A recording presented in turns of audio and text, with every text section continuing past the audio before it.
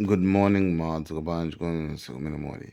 Yayi apa pali video imene ili yodabwitsa kwambiri kuti APM Peter Mutharika kulangiza komanso kuuza zinthu zachinsinsi kumuuza Sameer Suleman kuti akuyenera kuchita. Iyeyo ndithu akuti sakufuna DPP ijayochita kuti yachilomwe komano akufuna DPP ina yake nde zambiri zili mkatimo zimene ndithu zadabwitsa anthu kuti APM izi zimene akufuna, uyu ndi Malawi wonyuwana amene akumufuna komanso uyu ndi DPP wonyuwana amene akumufuna. Ayi ndithu nkhani ili mkatimo, tione kuti zimakhala bwanji. Sedwera mboma because kwa munthu woti anali pafupi ndi zimene zinachitika zija sitinachosedwe mwachilungamo. Mukuziwa inuyo, no need kuti tilankhulenso. Ndiye zimandipweteka kwambiri kuti no, it was personal, eh? This was a legitimate government in place. You don't oust a government this way. No. What precedent are we setting? Malamulo kusinthidwa. So zimene zijazo zinandipweteka, ndakazi kundipweteka. Komanso chimene mafuna ineyo kwambiri chinacho kunena kuti professor abwerere pa mpando, because I knew tinali mkati, I knew his plans. I knew his programs. If you see misewu yonse yamangidwa ku Lilongwe, those were all awawa mwina ngati chimene apanga from 1 to finish kuti achiyamba okha sitingani children over 5 zonse zija they have been implementing zituko za DPP, and there was so much more that if APM was not disturbed, trust me as I'm talking to you Brian, would have had an international airport Kumpoto, would have had Mombera University completed, would have had the Mangochi to Makanjira Road done, would have had the Tabwa to Fatima Road completed, would have had the Lilangwe to Machinga Road completed. On top of that, the road from Sangano to Mwanza, all these would have been done because the Blantyre bypass road would have been completed. So we have lost out Zambia and Zimandipweteka. So I wanted kuti APM abwerere apitirize amalizise zinthu zimene zizi, because I know kuti these are his footprints zimene APM amafuna kuti ziteke azisiye. Ndiye mwayanka funso loti kuti mwayilandira bwanji nkhani. Nkhani ndayilandira bwino, choyambirira ndithokoze President athu Professor Peter Mutharika pondiganizira kuti mwana wanga atakhala apa akhoza kugwira ntchito yabwino, chifukwa choyambira nje kuti ndinawo pafupi kwambiri bwana. Kwambiri ama ndi bambo anga ndipo amatenga ngati mwana wawo, and the relationship is just fantastic. Akhala kundituma muzambiri ndi mwina anaona kuti uyu apa akhoza kukwanisa ndimuyike apa. Kunena zoona brand sinimembekezera mwina the highest thing I thought kuti bwana akhoza kundiganizira mwina inali ministerial position. Komanso sikuti ndinafunisisa kuti mwina pakuti po iyayi. That's why even kubwera kwa mpando umenewu kuntima kukulizi palibe zachi mukhoza kuyigwira ntchito ya speaker bwino. Yes, kwambiriso chifukwa anthu amadandaula ziwiri ali mavuto omukwazi wakale Suleman Phuma sakamenya anthu kumeneku. Nthawi yomenya anthu inapita, komanso nkhondo simangamuzi. Ineyo Brian atandiimbira bwana kuti ndikufuna upite ku parliament ukayime ngati speaker. Ndinakalepe akulankhula bwana. I was trying to digest kuti kodi bwana wakundiuza ati zizi uchitika chifukwa muntu matha kunena kuti bwana apa mwina ndikuona chonchi apa ndikuona chonchi koma I accepted and I've taken the challenge because of what bwana said. Okay. Bwana ananduza kuti ndifuna kupita ku parliament poyambirira asanafike pena anandifunsa funso kuti kumpoto as DPP tindi ma MP angati. Okay. So I said 7. He says how did we fare as a party? I said very poor. Because timembekeza kuti mina tichita bwino kuposa pamenepo komanso ukaona mene bwana anamenyera landslide we expected to have more MPs. So he says to me, Eastern region percentage wise they have voted for me more than Southern region. What I have gotten from the Central region is not what I was expecting. So I'm giving you a picture that Malawians have spoken to me through this election. Mutharika a president. So I want you to understand what I want to say to you. Malawians have told me that they love me the same from the north to the south. It's not about DPP, but it's about me personal now. And I want to reward Malawians for that. I want to love each and every Malawian the same way. So I want you to go to parliament. I want you to unify parliament. I want you to work with everyone. We have only one country. And I want to leave a legacy that I also loved everyone. I don't want DPP to be labeled as a Lome party. I want that to be the past. I want DPP to be a national party. That's what I want to leave for you people. So nakala pe ndikuona zimena malankula zija Brian, I could not I even nasala maono kugwesa nsozi bwana is on top of things and they expect a new APM in the way he's going to manage this country. He's serious about fixing this country. Koma tuyanka funsolimene muyanka tundira puma lanu ndibwera kumene kutu omubwera chifamu saiwale kuti muyanka funsolimene anthu amanena kuti Suleman ngapuma nkanje uja sakagwa nawo nkanje uja ndiye bwana aswankhani bana inena okay kuti bwana wanga ndikuziwa because he knows me better. Okay. I know kuti pena pake you had to when you had to tiyamphule chichawamu unapanga zinthu chifukwa chokuti ndi mmene zinalili unangoyenera kutero. Okay.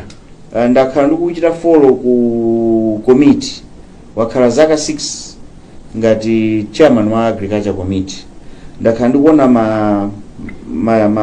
mmene wachita handle committee and through my investigation ajak and through my subcommittees you were on top of things, you were excellent, you never tolerated corruption. And I watched how calm you were many wabanga zimene zicha. And I want you to go and do the same.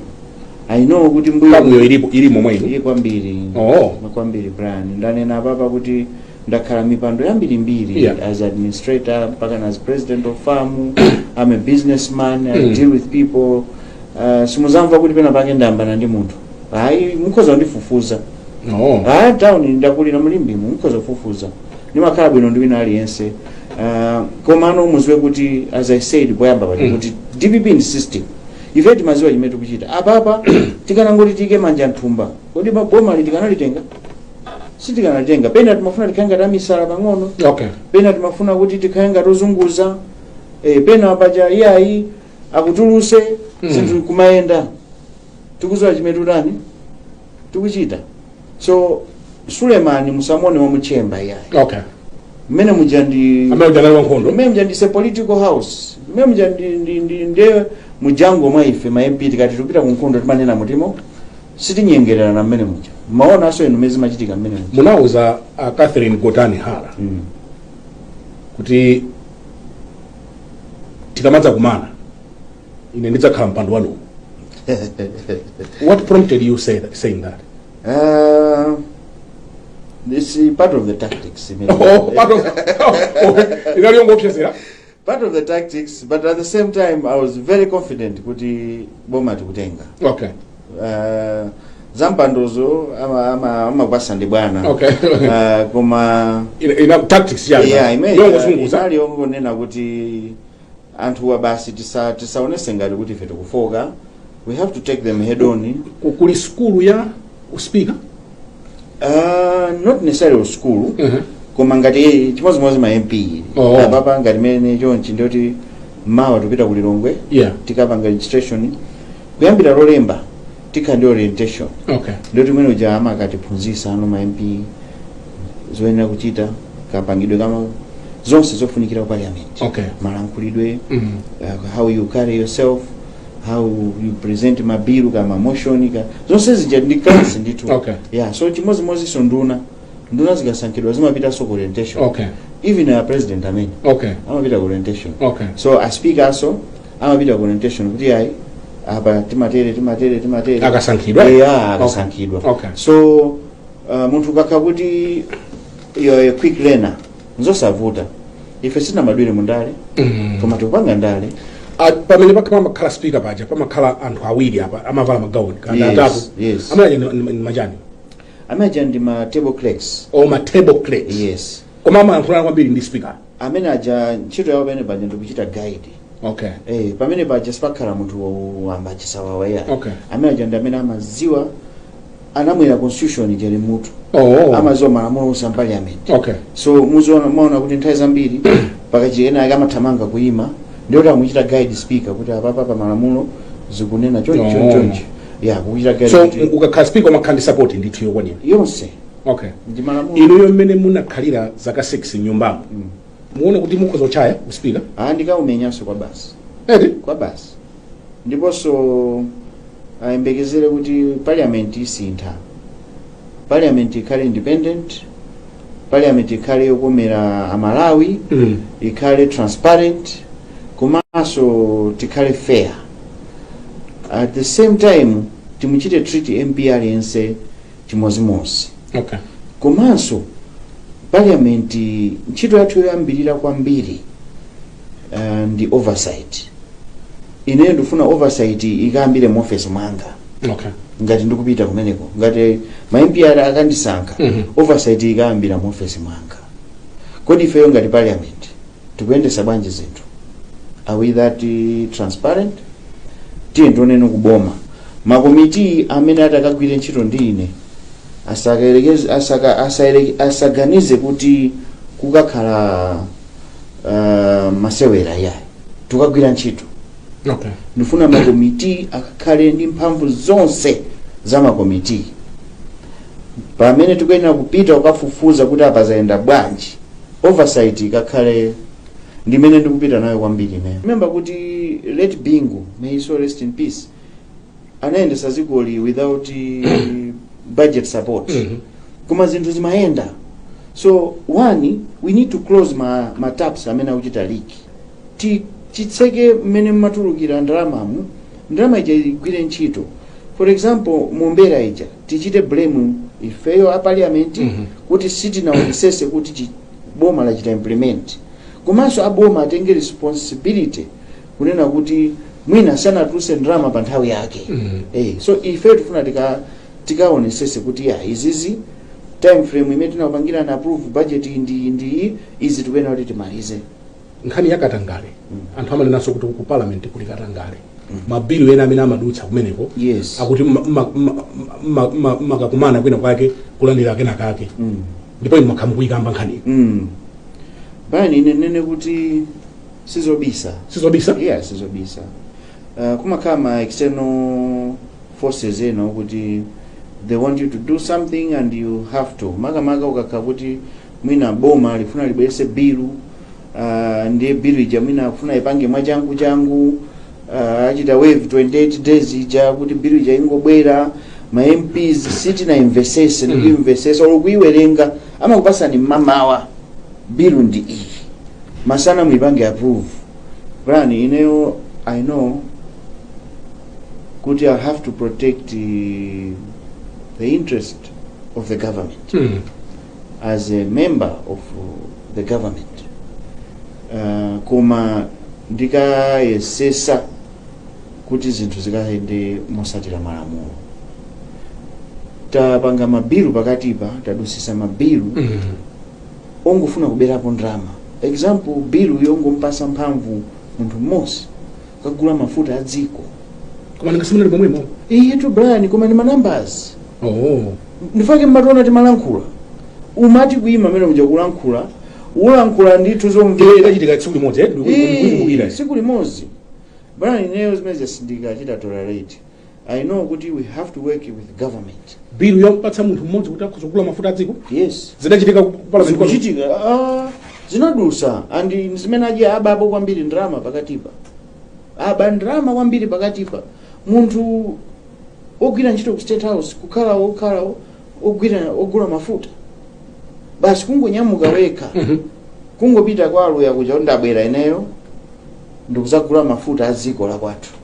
Opanda PPDA kupanga evaluate, opanda kuitanisa matenda, opanda ICB kuchita due diligence, kungopanga basi. Zinachitika mdzikomo? Zinachitika ndipo ndimene takati ogula mafuta. Zinachitika ndithu. Ndiye speaker amakhala ndi mphamvu yoletsa zimenezo? Not kuti speaker as such, kuma malamulo amaletsa. Okay. So what we have to do is strengthen the law. Yeah. Kuti yayi. Abwana, apa pali 28 days. Yeah. Tikusowa chinthu chinchofunikira, mwachidwa nacho nokha. Si fair. Yes, so na.